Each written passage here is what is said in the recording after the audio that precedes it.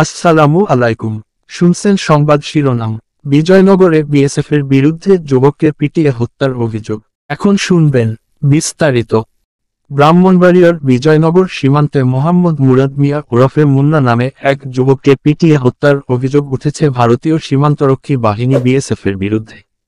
মঙ্গলবার বিকেলে ৫টার দিকে উপজেলার পাহাড়পুর ইউনিয়নের সেজামরা সীমান্তবর্তী এলাকায় এই ঘটনা ঘটে। মোহাম্মদ মুরাদ মিয়া ওরফে মুন্না জেলার বিজয়নগর উপজেলার পাহাড়পুর ইউনিয়নের সেজামরা গ্রামের মোহাম্মদ ফজলুর রহমানের ছেলে। ঘটনার পর রাতে নিহতের মরদেহ ব্রাহ্মণবাড়িয়া জেনারেল হাসপাতালে নিয়ে আসেন পরিবারের সদস্যরা। মৃতের শরীরে বিভিন্ন স্থানে আঘাতের চিহ্ন রয়েছে। নিহতের স্বজনরা জানায়, মঙ্গলবার বিকেল ৫টার দিকে জমিতে কৃষি কাজ করার সময় ভারতীয় সীমান্তরক্ষী বাহিনী বিএসএফ সদস্যরা মুরাদকে কাঁটাতারের কাছে ধরে নিয়ে যায়। কিছুক্ষণ পর গুরুতর আহত অবস্থায় তাকে দুই দেশের সীমান্তের শূন্য রেখায় ফেলে রেখে যায় বিএসএফ। খবর পেয়ে স্বজনরা স্থানীয় মুকুন্দপুর বিজিবির সদস্যদের সহযোগিতায় মুরাদকে উদ্ধার করে। পরে গুরুতর আহত অবস্থায় ব্রাহ্মণবাড়িয়া জেনারেল হাসপাতালে নিয়ে আসার পর কর্তব্যরত চিকিৎসক মুরাদ মিয়াকে মৃত ঘোষণা করেন। নিহতের বড় বোন আমেনা খাতুন বলেন, আমার ভাইকে বিএসএফ ধরে নিয়ে নির্মমভাবে পিটিয়ে হত্যা করেছে। আমরা এই ঘটনার বিচার চাই। নিহতের স্ত্রী রত্না বেগম বলেন, আমার স্বামীর সারা শরীরে পিটিয়ে কালো বানিয়ে মেরে ফেলেছে।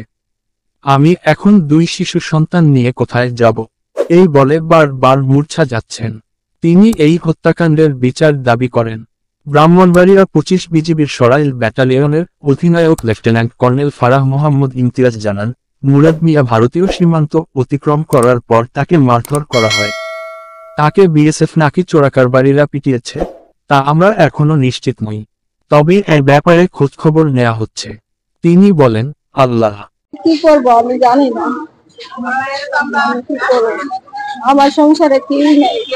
আমার স্বামী সবাই ছোট ছিল, এরা ৪ ভাই, তারা সবাই বড় ছিল, এরা ডাক্তার সংসার নিয়ে সবাই ব্যস্ত থাকে। এখন আমি কি বলবো আপনাদের কাছে, কিভাবে চলবো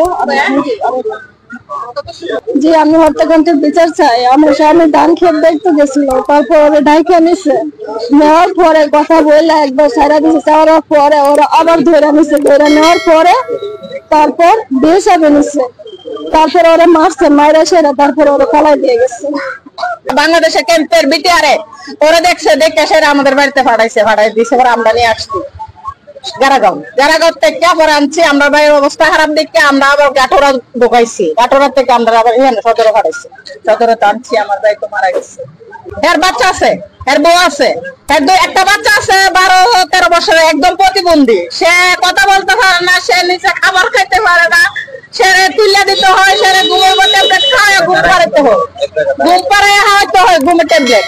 আর সে ছোট একটা বাচ্চা আছে মনে হয় ৫-৬ বছরের, এর ২টা বাচ্চা আছে। আমরা আমার ভাই সুস্থ বিচার চাই সরকারের কাছে, এটাই আমাদের আবেদন। ব্রাহ্মণবাড়িয়া 24.news